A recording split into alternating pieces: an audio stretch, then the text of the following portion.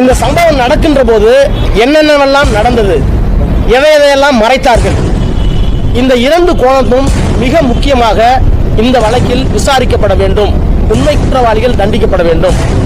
இந்த இரண்டு நான் சொல்லுகின்ற இரண்டு கோணங்களில் இந்த வழக்கை விசாரித்தால் நிச்சயமாக தமிழ்நாட்டுடைய முதலமைச்சர் இந்த வழக்கினுடைய முதல் எதிரி, முதல் குற்றவாளி என்பதை குற்றப்பத்திரிகையில் சேர்ப்பதற்கு எல்லா பூர்வாங்கமான ஆதாரங்களும் இருப்பதாக ஒருவரால் உறுதி செய்ய இயலும்.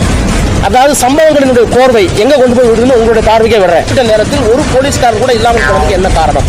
மின்சாரம் இல்லாமல் போனதுக்கு என்ன காரணம்? யார் பின்னணி? ஒரு கேமரா கூட குறிப்பிட்ட நேரத்தில் ஒர்க்வெல்லே என்ன காரணம்? கூட்டு சதி என்று சொன்னால் முதல் குற்றவாளி தமிழ்நாட்டுடைய முதலமைச்சர் தான் எங்களுடைய நேரடியான குற்றச்சாட்டு. இப்போ அவர் டிவியில் என்ன சொன்னாரோ அந்த ஸ்டேட்மெண்ட் வாங்கிட்டீங்கன்னா charge sheet, additional charge sheet போடணும். அதுல நம்பர் 1 அக்யூஸ்ட். சோ இந்த அடிப்படையில் தான் இந்த வழக்கை அணுக வேண்டும். உண்மை ஊருக்கு தெரிய வேண்டும், நீதி வெல்ல வேண்டும், உண்மையான குற்றவாளிகள் தண்டிக்கப்பட வேண்டும்.